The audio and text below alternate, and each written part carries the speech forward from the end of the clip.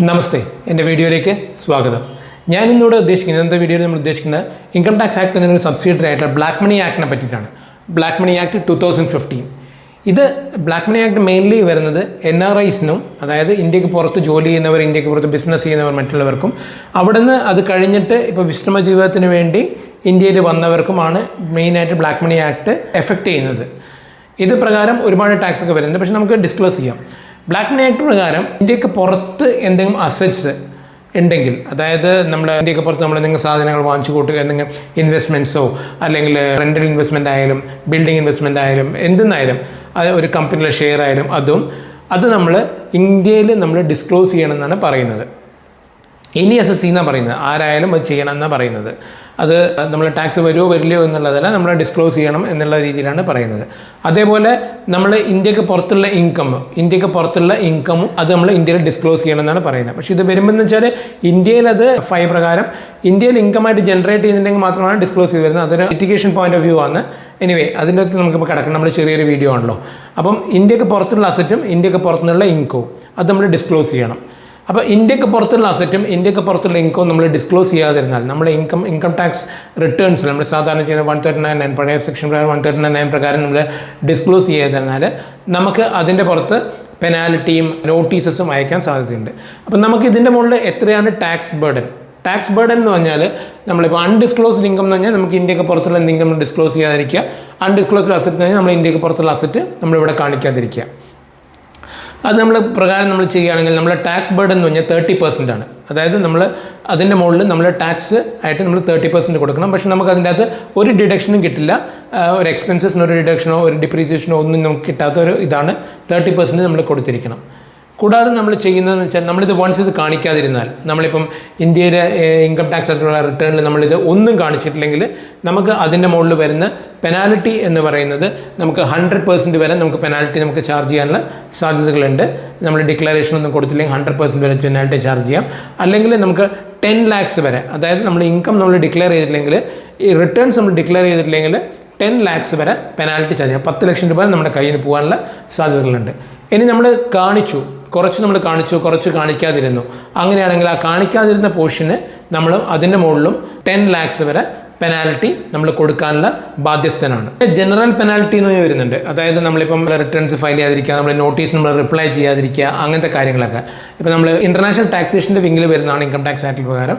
So നമ്മളിപ്പോൾ എന്തെങ്കിലും notice അയക്കാൻ ഇൻകം ടാക്സ് ഓഫീസർക്ക് അധികാരമുണ്ട്. അത് അയച്ചിട്ട് നമ്മൾ റിപ്ലൈ ചെയ്തിട്ടില്ലെങ്കിൽ, അല്ലെങ്കിൽ അത് നമ്മൾ റിട്ടേൺ ഫയൽ ചെയ്യാതിരിക്കുക, അല്ലെങ്കിൽ ഒരു കാരണവശാലും നമ്മൾ റെസ്പോണ്ട് ചെയ്യാതിരിക്കുകയാണെങ്കിൽ നമുക്ക് വരുന്നത് 50,000 വരെ പെനാൽറ്റി ചാർജ് ചെയ്യുന്നുണ്ട്. സോ നമുക്ക് 10 ലക്ഷം രൂപ വരെ നമ്മൾ റിട്ടേൺ കാണിക്കാതിരുന്നാൽ, കാണിച്ചിട്ട് പകുതി കാണിക്കുകയാണെങ്കിൽ 10 ലക്ഷം രൂപ വരെ പെനാൽറ്റി വരാൻ സാധ്യതയുണ്ട്. 50,000 വരെ നമ്മൾ അതിന് റെസ്പോണ്ട് ചെയ്യാതിരുന്നാൽ പെനാൽറ്റി വരാൻ സാധ്യതയുണ്ട്. ടാക്സ് ബർഡനായിട്ട് 30% വരെ നമുക്ക് വരാനുള്ള സാധ്യതകളുണ്ട്. ഈ ഓഫീസർക്ക് ഇത് നമുക്ക് നോട്ടീസ് അയക്കാനുള്ള ഇതുണ്ട്. നമ്മൾക്ക് ഒരു ഫിനാൻഷ്യൽ ഇയറിൽ 2 കൊല്ലം വരെ, അതായത് ഇപ്പം ഈ 2026 2028 വരെ അയാൾക്ക് 26ൻ്റെ ഇത് വെച്ച് കണ്ടുപിടിച്ചിട്ട് നമുക്കിത് അയക്കാനുള്ള അധികാരങ്ങൾ അയാൾക്കുണ്ട്. അസസ്മെൻറ്റ് തീർക്കാനുള്ള അധികാരങ്ങൾ അയാൾക്കുണ്ട്.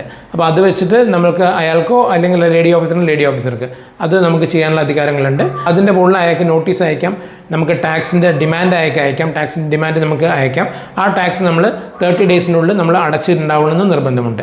ഇനി നമ്മളിത് അടച്ചില്ല, അല്ലെങ്കിൽ നമ്മൾക്ക് ഈ പറഞ്ഞതിനോട് നമുക്ക് എന്തെങ്കിലും ഉണ്ടെങ്കിൽ നമുക്ക് എന്തൊക്കെയാണ് റെമഡീസ് വരാൻ പോകുന്നത്, അല്ലെങ്കിൽ നമുക്ക് റെമഡീസ് നമുക്ക് എടുക്കാം എന്നുള്ളതാണ് അടുത്തത് നമ്മൾ വരുന്നത്.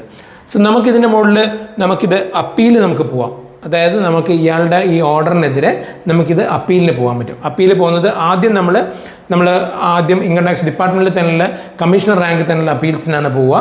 അത് നമുക്ക് നോട്ടീസ് വന്ന് 30 ഡേയ്സിനുള്ളിൽ നമുക്ക് അപ്പീലിന് നമുക്ക് പോകാനുള്ള അധികാരങ്ങളുണ്ട്. അപ്പം നമുക്ക് ആ അപ്പീലിൻ്റെ മുകളിൽ, അതായത് ആ അപ്പീൽ നമ്മൾ തോക്കുകയോ അല്ലെങ്കിൽ നമുക്ക് എന്തെങ്കിലും ആ അപ്പീലിൻ്റെ വിധി നമുക്ക് ഇഷ്ടപ്പെടാതിരിക്കുകയോ ചെയ്യുകയാണെങ്കിൽ നമുക്ക് ഫർദർ അപ്പീലിന് പോകാം. അത് നമുക്ക് ട്രിബ്യൂണൽ ലെവലിൽ പോകാം. ട്രിബ്യൂണൽ കോർട്ട് ലെവലാണ്. അവിടെയും വിത്തിൻ 60 ഡേയ്സിന് ഓഫ് ഈ ഫസ്റ്റ് ഫോറത്തിൻ്റെ ഇതിൻ്റെ അകത്ത് മുകളിൽ 60 ഡേയ്സിനുള്ളിൽ നമുക്ക് ട്രിബ്യൂണലിൽ അപ്പീലിന് പോകാം. അവിടെയും നമുക്ക് ഇതാക്കിയില്ലെങ്കിൽ നമുക്ക് കോടതിയിലേക്ക് നമുക്ക് പോകാൻ പറ്റും. ഹൈക്കോടതിയിലും പോകാം, സുപ്രീം കോടതിയിലും നമുക്ക് പോകാം. പക്ഷേ അത് ഒരു സുപ്രീം കോടതിനും ഹൈക്കോടതിനും തോന്നണം ഇത് അവർക്ക് എടുക്കാൻ പറ്റിയ ഒരു കേസാണെന്ന് തോന്നിയാൽ മാത്രമേ നമുക്കത് എടുക്കാൻ പറ്റുള്ളൂ.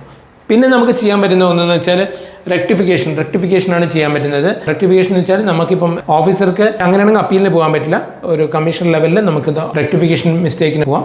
പിന്നെ അവർക്ക് തന്നെ അവരുടെ റെക്കോർഡ്സ് തിരുത്താനുള്ള ഒരു അധികാരമുണ്ട്. 4 കൊല്ലം വരെ അവർക്ക് തന്നെ അവരുടെ റെക്കോർഡ്സ് തെറ്റാണെങ്കിൽ അത് തിരുത്തി കൊണ്ടുവരാനുള്ള ഒരു അധികാരം ഉണ്ട്. നമുക്കിത് അപ്പീൽ കഴിഞ്ഞ് കഴിഞ്ഞാൽ, അതായത് നമുക്ക് പെനാൽറ്റി ഇപ്പോൾ ഞാൻ പറഞ്ഞു 10 lakhs 50,000 ഒക്കെ ഞാൻ പറഞ്ഞു. നമുക്കിത് കൂടാണ്ട് നമുക്ക് പ്രോസിക്യൂഷൻ്റെ സംഭവമുണ്ട്. അതായത് ജയിലിൽ അടയ്ക്കാനുള്ള ഒരു അധികാരം കൂടി നമുക്ക് ഡിപ്പാർട്ട്മെൻറ്റ് നമുക്ക് അധികാരം ഓഫീസർക്ക് കൊടുത്തിട്ടുണ്ട്. അതായത് നമുക്ക് ഇപ്പം നമ്മൾ റിട്ടേൺസ് ഫയൽ ചെയ്തില്ല അല്ലെങ്കിൽ ഡിസ്ക്ലോസ് ചെയ്തില്ലെങ്കിൽ 7 കൊല്ലം വരെ തടവ്, 7 കൊല്ലം വരെ തടവിന് ശിക്ഷിക്കണം. 6 മാസം മുതൽ 7 കൊല്ലം വരെ തടവിന് പ്ലസ് ഫൈൻ ചെയ്യാനുള്ള ഒരു അധികാരം അവർക്ക് നമ്മുടെ മുകളിലുണ്ട്. അതേപോലെ തന്നെ നമുക്കിപ്പോൾ പകുതി കാണിച്ചില്ലെങ്കിലും അതിലും ഈ 7 കൊല്ലം വരെ നമുക്ക് തടവ് ശിക്ഷ വിധിക്കാനുള്ള ഒരു അധികാരം നമുക്കുണ്ട്. അത് നമുക്ക് ചെയ്യാൻ പറ്റും. പിന്നെ സാധാരണ ജനറൽ പെനാൽറ്റി ആണെങ്കിൽ 3 കൊല്ലം വരെ പെനാൽറ്റി, 3 കൊല്ലം വരെ ജയിലിൽ അടയ്ക്കാനുള്ള ഒരു അധികാരം കൂടി ഓഫീസർക്ക് നമ്മൾ കൊടുത്തിട്ടുണ്ട്. ഇനി നമ്മളിത് ബാധിക്കുകയോ ചെയ്തില്ലെങ്കിൽ, നമ്മളിതിന് പോയിട്ടില്ലെങ്കിൽ ഒന്നും ചെയ്തിട്ടില്ലെങ്കിൽ അവർക്ക് നമ്മളുടെ ആസ്തികളിൽ നിന്ന് പിടിച്ചെടുക്കാനുള്ള അധികാരമുണ്ട്. അതിന് ടാക്സ് റിക്കവറി ഓഫീസർ എന്നിട്ടൊരു ഓഫീസർ ഉണ്ട്. അവർക്ക് സർട്ടിഫിക്കറ്റ് കൊടുക്കുകയും അവർ അത് വിവിധ മെത്തേഡ്സിലൂടെ, അതായത് ഒന്നെങ്കിൽ നമുക്ക് തരാനുള്ള ബാങ്കിൻ്റെ ഫ്രീസ് ചെയ്യാം, ബാങ്ക് അക്കൗണ്ട് ഫ്രീസ് ചെയ്യാൻ പറ്റും. അല്ലെങ്കിൽ നമ്മൾക്ക് ആരെങ്കിലും പൈസ തരാണ്ടെന്ന ഡിപ്പാർട്ട്മെൻറ്റിന് അറിയാമെങ്കിൽ അവരുടെ അടുത്ത് നിന്ന് എടുക്കാനുള്ള അധികാരമുണ്ട്. ഇനി ഇതൊന്നും അല്ലെങ്കിൽ RR പ്രകാരം, റവന്യൂ റിക്കവറി പ്രകാരം സ്റ്റേറ്റ് ഗവൺമെൻറ് അയച്ചിട്ട് നമ്മളുടെ ആസ്തികൾ കണ്ടുകെട്ടാനുള്ള ഒരു അധികാരം കൂടി ഉണ്ട്. സോ നമ്മൾക്കിപ്പോൾ പുറത്തുള്ള എന്തെങ്കിലും ഉണ്ടെങ്കിൽ, നമ്മൾ ടാക്സ് അടച്ചിട്ടില്ല എന്നുണ്ടെങ്കിൽ അല്ലെങ്കിൽ കാണിച്ചിട്ടില്ല എന്നുണ്ടെങ്കിൽ അങ്ങനത്തെ വിവിധ തരത്തിൽ നമ്മളുടെ ആസ്തികൾ പിടിച്ചെടുക്കാനുള്ള ഒരു അധികാരങ്ങൾ ഓഫീസർക്ക് കൊടുത്തിട്ടുണ്ട്. ഇനി ഇതിൻ്റെ അകത്ത് നമ്മൾ വൺസ് ഇത് ചെയ്തില്ല എന്ന് വെച്ചോ, നമ്മൾ ചെയ്തില്ല, പിന്നെ നമുക്ക് നോട്ടീസും വന്നില്ല, പക്ഷെ നമുക്ക് ഒരു സുപ്രഭാതത്തിൽ നമുക്ക് തോന്നുകയാണെങ്കിൽ നമുക്കിതൊക്കെ കാണിക്കണം എന്ന് തോന്നുകയാണെങ്കിൽ നമുക്കത് ഡിക്ലറേഷൻ പോലെ കൊടുക്കാം. ഡിക്ലറേഷൻ നമ്മൾ പ്രിൻസിപ്പൽ കമ്മീഷൻ ഓഫ് ഇൻകം ടാക്സിനാണ്, ഇലക്ട്രോണിക്കലിയാണ് നമ്മളിത് കൊടുക്കേണ്ടത്. അപ്പോൾ നമുക്കത് ഇലക്ട്രോണിക്കലി, അതായത് ഓൺലൈൻ ത്രൂ ആയിട്ട് നമുക്ക് ഡിക്ലറേഷൻ കൊടുക്കാം. ആ ഡിക്ലറേഷൻ കൊടുത്തിട്ട് അതിൻ്റെ മുകളിൽ നമ്മൾ ടാക്സ് ആയിട്ട് 30% നമ്മൾ അടക്കേണ്ടി വരും. പിന്നെ പെനാൽറ്റി ആയിട്ട് 100% വരെ നമുക്ക് പെനാൽറ്റിയും കൂടി നമ്മൾ കാണിക്കേണ്ടി വരും.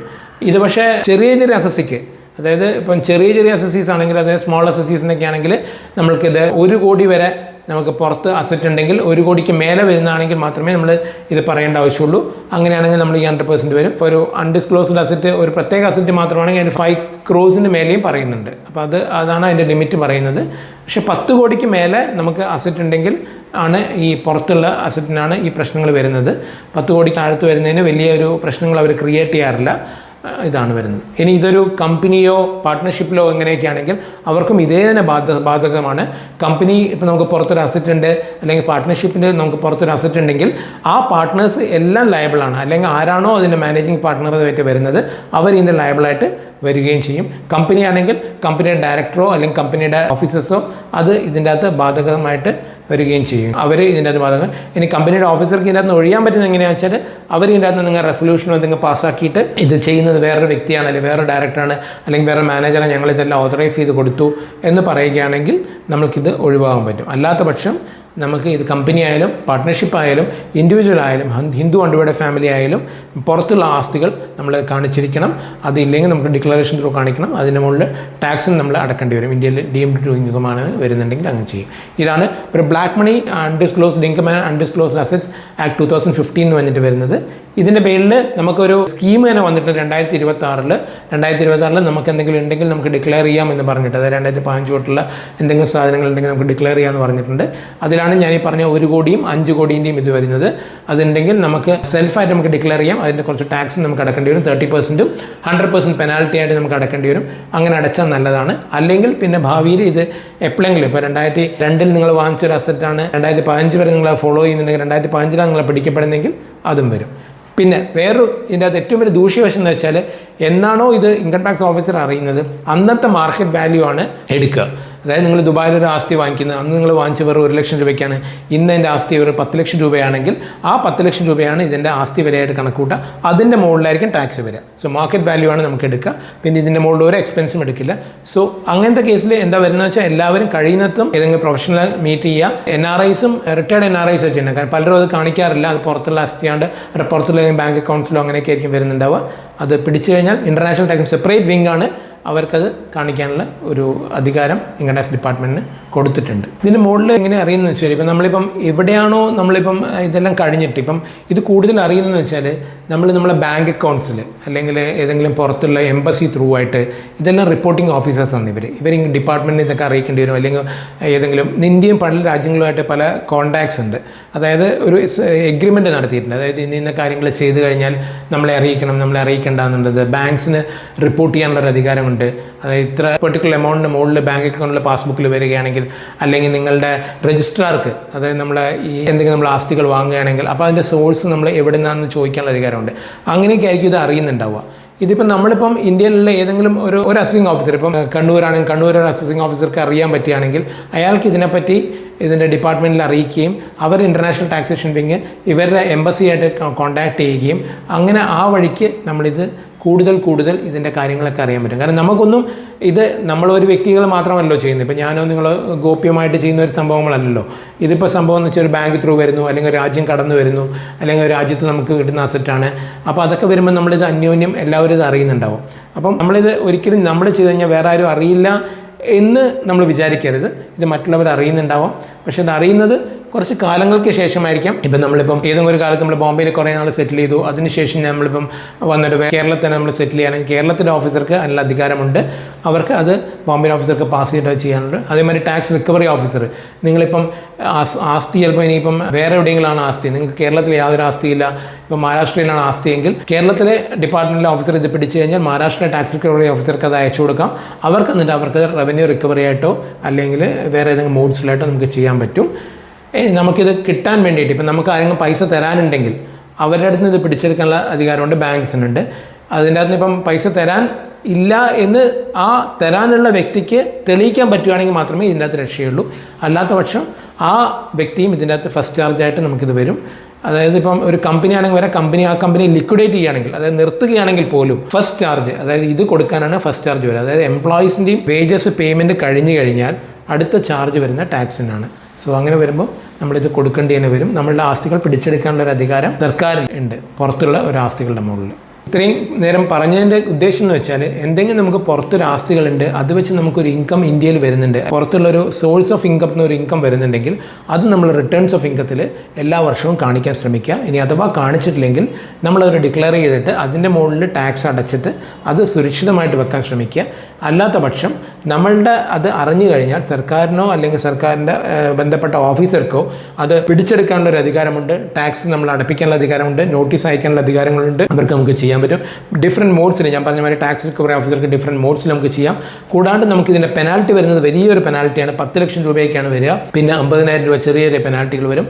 പിന്നെ പ്രോസിക്യൂഷന് വരെ അധികാരമുണ്ട്. അതായത് നമ്മൾ ജയിലിലടയ്ക്കാനുള്ള അധികാരങ്ങൾ വരെ ഇതിൻ്റെ അകത്ത് വരുന്നുണ്ട്. ഇപ്പം നമ്മൾ മുമ്പൊന്നും ചെയ്തിട്ടില്ലെങ്കിൽ ഡിക്ലറേഷൻ എന്ന് പറഞ്ഞിട്ട് 2026 പുതിയ സ്കീം വന്നിട്ടുണ്ട്.